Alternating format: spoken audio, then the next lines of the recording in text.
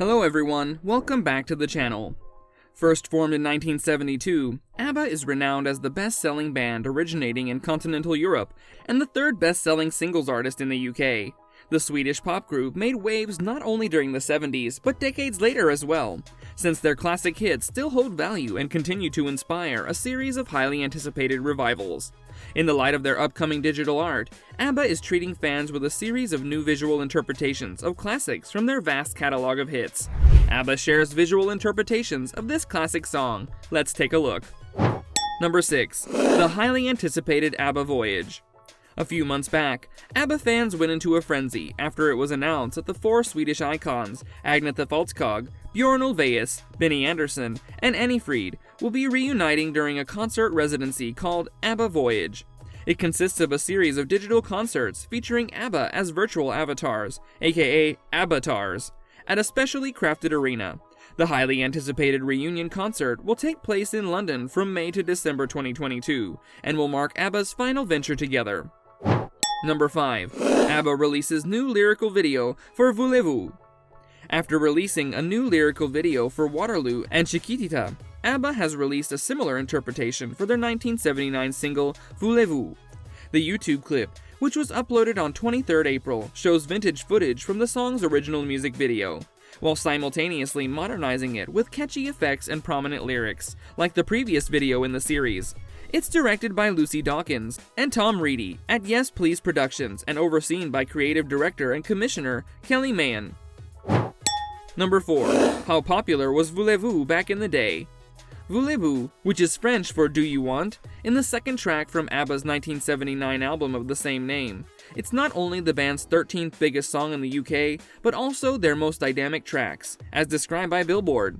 In the UK, Voulez-Vous was released as a double A-side, which further increased its popularity and allowed it to stay in the top 10 for 4 weeks straight. Number 3. ABBA's much-awaited reunion.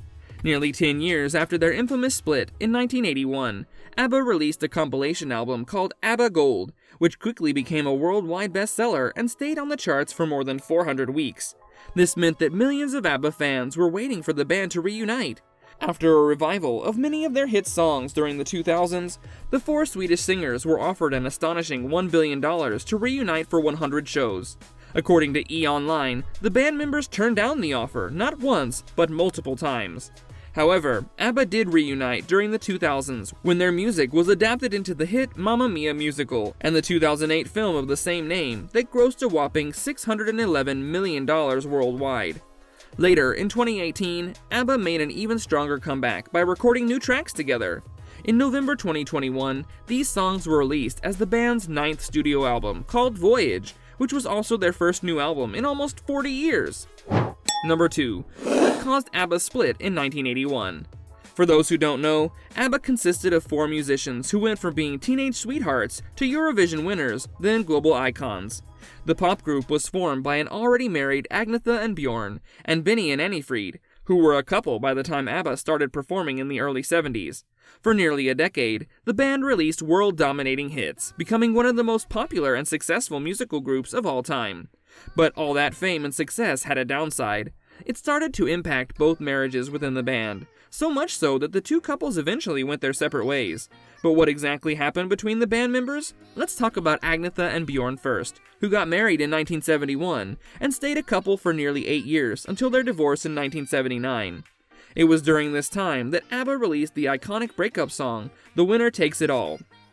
Benny and Frida, on the other hand, first met in 1969, but weren't married until 1978, during the height of ABBA's fame. That said, their marriage only lasted 2 years. According to Frida, the two singers simply grew out of each other and realized that they had different goals in life, not to mention the fact that Benny had fallen for someone else and gotten married to her shortly after divorcing Frida in 1981.